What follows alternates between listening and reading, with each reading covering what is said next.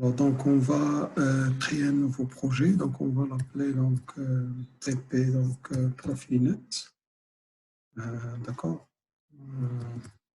Profinet. Voilà. Créer.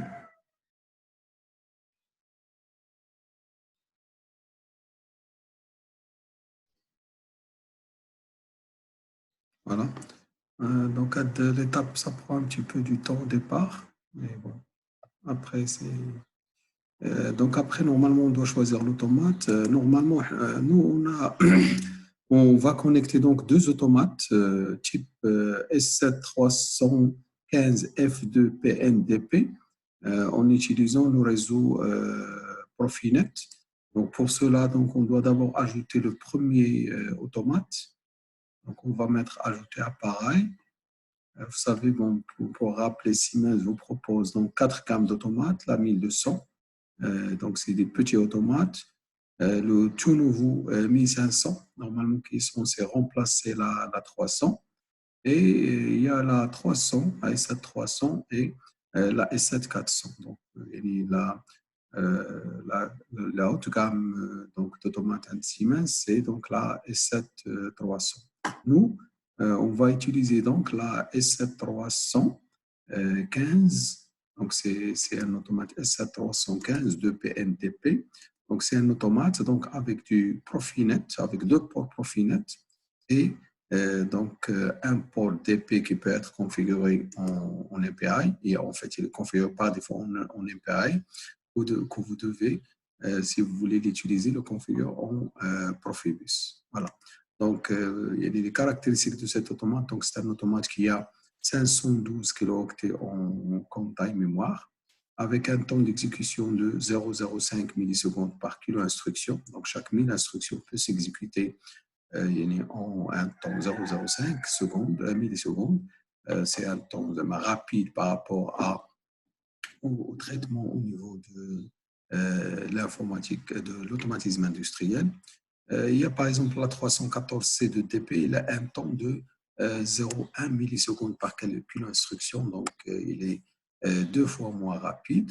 Je crois la plus rapide des automates Siemens, c'est des automates avec 0,01 millisecondes par kilo instruction. Voilà. Donc, on va ajouter notre module d'entrée-sortie, qui est un module mixte, 16 entrées, donc 16 sorties. Donc, on va le placer ici. Voilà.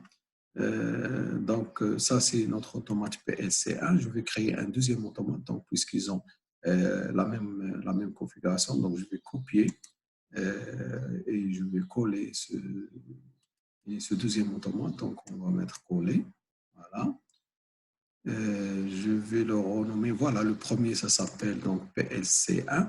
Le deuxième, PLC2. Donc, je vais passer donc à la phase donc, de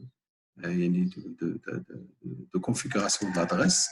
Donc, je vais donner au premier l'adresse, bon, par défaut pour ne pas avoir un conflit entre mes automates parce que j'ai câblé 8 automates sur la liaison que j'ai au niveau de la machine. Donc, je vais lui donner l'adresse 04. Voilà. En même temps, bon, comme je dis, mais ça c'est uniquement facultatif, je vais aussi lui donner comme adresse Profibus pour ne pas avoir, comme je dis, un problème au niveau de l'adressage parce que mes automates sont aussi connectés en Profibus. Je vais lui donner comme adresse 4. Voilà. 4 comme adresse. Toutefois, il est dans ce TP, donc on ne va pas faire, on va faire la liaison avec Profibus. Normalement, il va aller uniquement configurer le réseau Profinet. Voilà. Donc, je vais venir à ce niveau-là, donc faire la même chose pour le deuxième automate. Donc, je vais lui donner adresse, donc Ethernet, donc je vais lui donner comme adresse 5, voilà, parce qu'il se trouve à côté. Et comme adresse Profibus, voilà, je vais aussi lui donner l'adresse 5, voilà. Pour éviter tout conflit avec les autres automates qui sont déjà programmés sur la machine. Donc, je vais lui donner adresse 5. Voilà.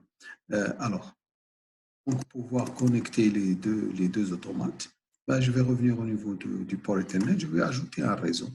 Donc, automatiquement, il sera connecté sur le réseau. Pour le deuxième, bon, soit on le connecte de la même manière que celui-là, le premier, soit je peux venir ici au niveau d'appareil et réseau et je peux donc le connecter sur le même réseau. Donc, il suffit de lier les deux en utilisant ce réseau. Donc, j'ai le premier automate CPSC1, le deuxième automate CPSC2. Voilà.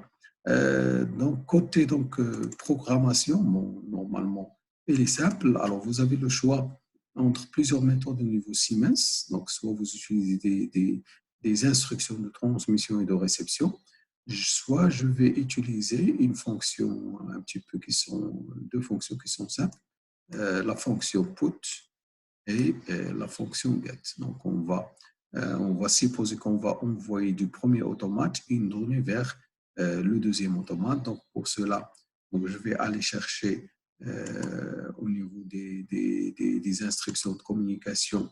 Donc, on va chercher l'instruction, par exemple, put. D'accord, donc communication S7. Donc, on va aller chercher l'instruction put, mais comme je dis, il y a d'autres instructions qu'on peut utiliser.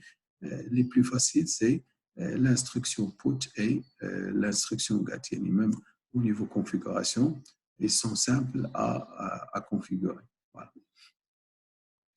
Alors, comme j'ai dit, on veut envoyer une donnée de l'automate 1 vers l'automate 2.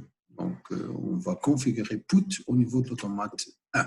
Sinon, vous pouvez même configurer get au niveau de l'automate 2. Donc, soit vous remplissez les données au niveau de l'instruction put, soit on peut venir ici utiliser l'assistant.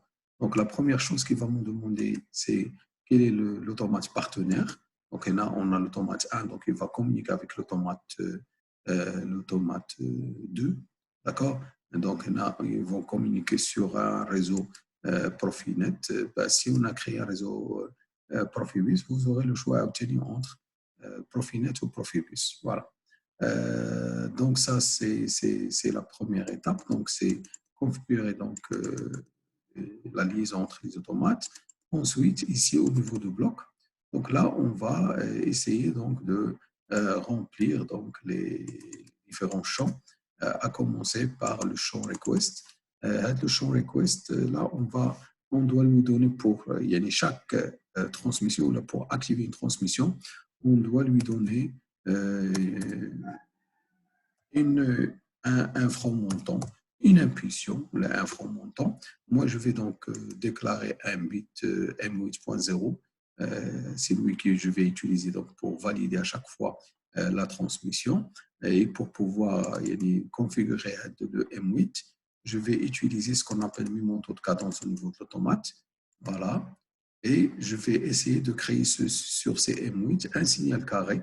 Il suffit d'activer mi monto de cadence et mettre ici M8. D'accord? Donc, automatiquement, je vais créer donc des signaux carrés sur M8.0, M8.01, 02, 03, 04, etc. Chaque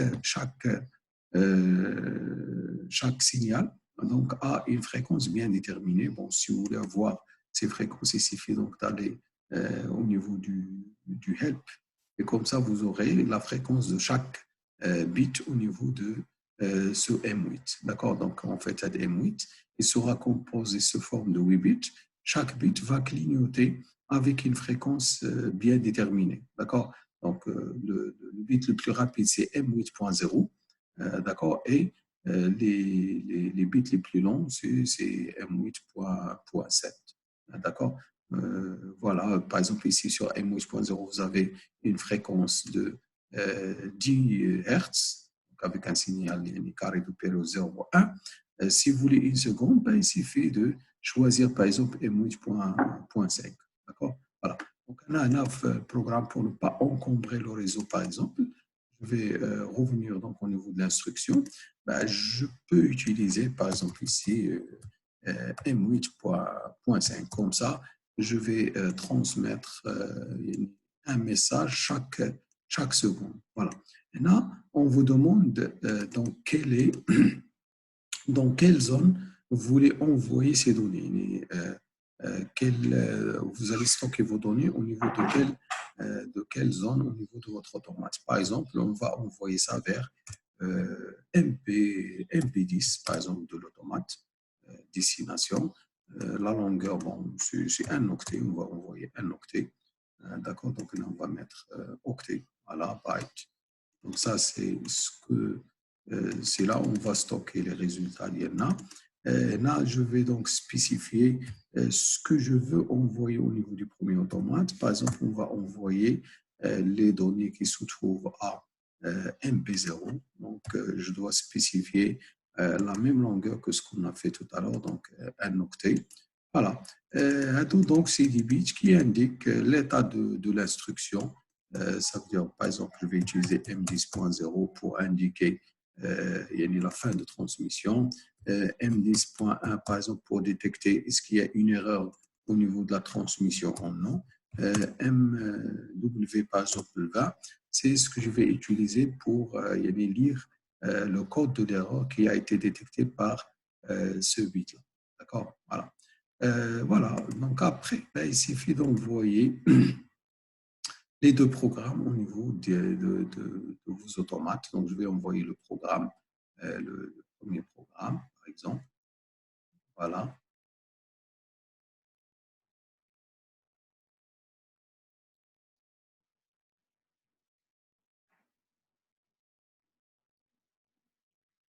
Donc, je vais lancer la recherche donc, pour choisir sur quel automate je dois charger mon programme.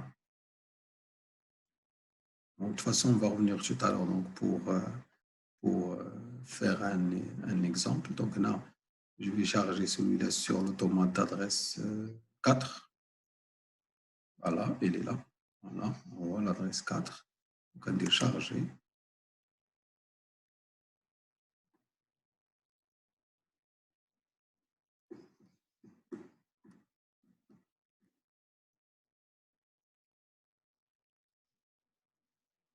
Voilà, je crois qu'il y a des erreurs. Bon, je vais revenir pour voir. C'est quoi l'erreur? Voilà, donc ici, donc il vous dit que je crois l'erreur, elle est ce qu'on a donné ici comme paramètre, elle est invalide. Pas, est-ce que c'est un 0 ou c'est un 1? Donc c'est un 0, je valide.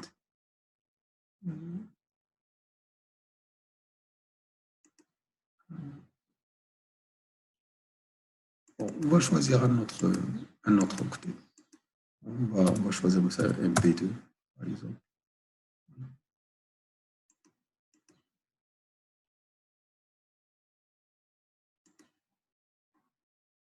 Ah oui, pardon. Donc, on va revenir ici.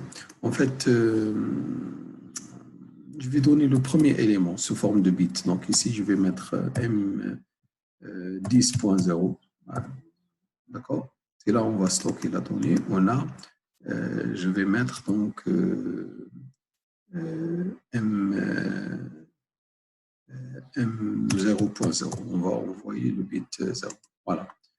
Bon, puisqu'on y est, donc on va faire un petit exemple. Je vais prendre un exemple de tempo, par exemple. On va prendre un exemple de tempo. Voilà. Et on.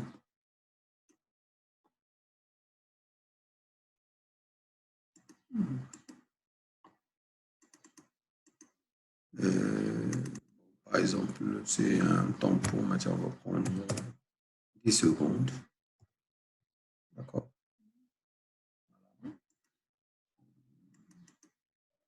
Donc là, on va mettre MP0. On va stocker le résultat de MP0. Le type de données byte n'est pas le type de timer. Donc là, on doit choisir des données qui ont le même type. Bon, on va voir si ça passe. Bon.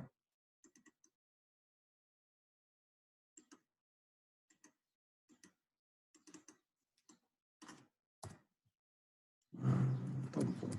Comme ça, on va voir qu'est-ce qu'il va lui donner comme type. Définir variable.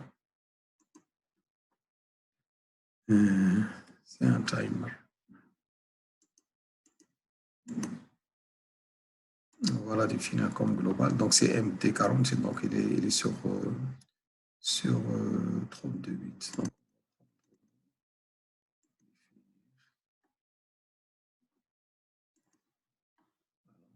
on va charger le programme.